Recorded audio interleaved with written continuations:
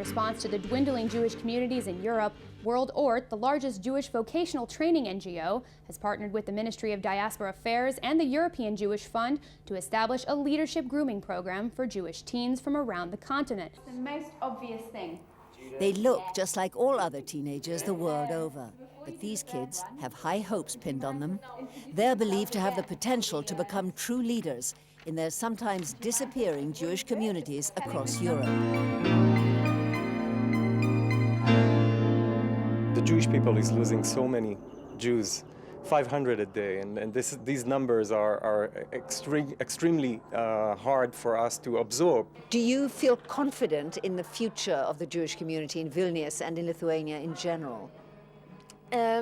Slightly not, because I've seen that a lot of elderly people attend community, and youngsters, the younger ones, are not so willing. And I think the biggest challenge is to make them come to us, to trust us, and to attend our courses and different activities. It's World Ort, supported by Israel's Ministry for Diaspora Affairs and the European Jewish Fund, that initiated the first World Ort Future Leaders program. Participants spent 5 days in a Future Leaders training seminar. Here, they began to acquire leadership skills from a range of youth movement leaders.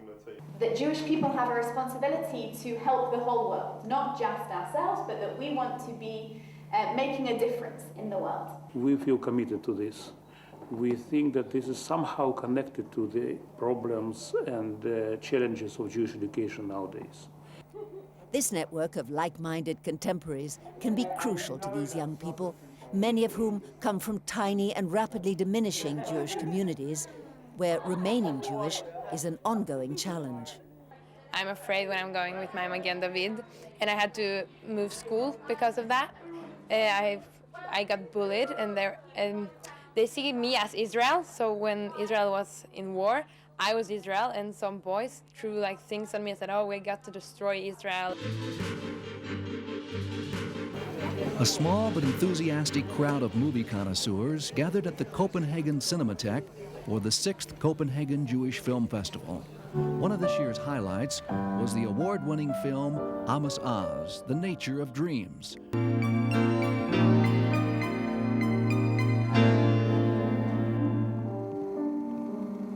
It was a rough first draft of the longest Nazi propaganda film ever shot inside the Warsaw Ghetto, the largest of the Jewish ghettos established by the Nazis in occupied Poland. Another feature film that drew high praise was the documentary entitled A Film Unfinished, written and directed by Yael Hersonsky. And while the festival consists of Jewish-themed entries, director Anna Bukris says its appeal stretches beyond religious and ethnic boundaries. It has a national outreach, but I think during the last 3 festivals we discovered that if we work really hard and if we try to theme it the right way, we can reach out for the non-Jewish audience. And that is certainly an aim we have, because we want to be a contribution to the Danish society from a Jewish perspective. The importance of wide-scale appeal was also emphasized by Menu Serene, a non-Jewish member of the Danish parliament. It's very important that we keep in touch with a minority, and we also help people preserving their culture, the traditions. Turning now to the arts, where Hebrew letters, Hasidic stories, ancient Jewish texts, and spectacular puppets were recently brought to life in a tribute to Jewish folklore held in Krakow, Poland.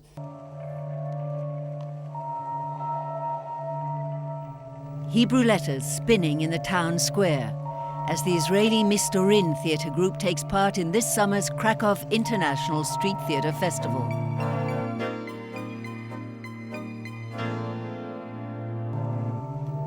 The Mistorin performance takes place on a clear summer evening in Krakow's main square. More than 6 decades after the city's 65,000 Jews, 1/4 of Krakow's residents, were murdered in the Nazi Holocaust. I played the tzaddik, and this rabbi is have a memory of his community, of his people. Now they are not exist anymore. My family came from Poland, my grandfather and grandmother, and they're not here anymore. So I took the image that it's my grandmother, and I was acting with her. And in the end of the scene, I'm like saying goodbye to her. While it does not directly tell the story of the Holocaust or of the destroyed Jewish community of Krakow, or for that matter, of all of Poland, the performance resonates with images and sounds from a painful, lost past. Actually, we are trying to say, okay, yes, we know about the tragedy and the tragedy that happened, but we're continuing. We still have these beautiful songs, we still have these beautiful texts.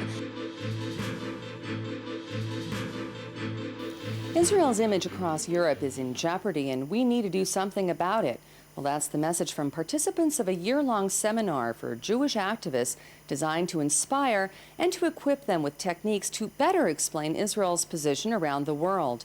IBA Special Correspondent Leah Zinder has that story. Hi, my name is Ben. I'm a lawyer in London. I specialize in criminal law. I'm from Vienna, Austria. I studied political science. I'm working in a real estate company. I'm the Birthright Taglit coordinator for Central and Eastern Europe. They came from across Europe for 5 intensive seminars over the past year. Their goal, to acquire the tools necessary to improve Israel's image, which is under unprecedented attack in some parts of the world. I cannot overestimate how bad it is. The masses of the people are completely against Israel. The media in this country, they do not report the news objectively. They report the news with their own spin on it. And invariably, almost inevitably, it is a bias against Israel. I feel like I need to step up and to make my voice heard, to present the Israel I know from trips, from studying there for a year, to bring that to the table and to show a different aspect that they do not get out of the news. The battle for the hearts and minds of their peers is a difficult one in the current climate in Europe. But over the past summer, a new development in Israel has given energy and impetus to these young Israel advocates.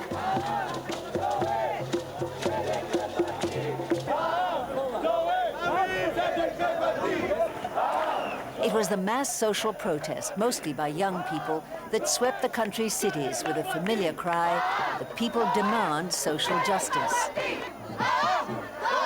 What's happened in the north of Africa was remarkable, but what has happened in Israel, you know, those people crying "Ha'am doresh tzedek chevrati," this is also, I mean, quite astonishing.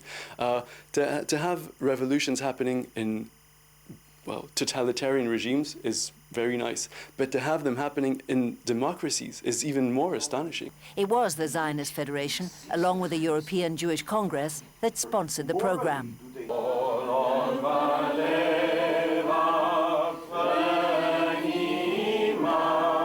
The singing of Hatikva marked the end of the course. The young leaders have now returned to their own countries, determined to make a difference. Leah Zinder for IBA News, London.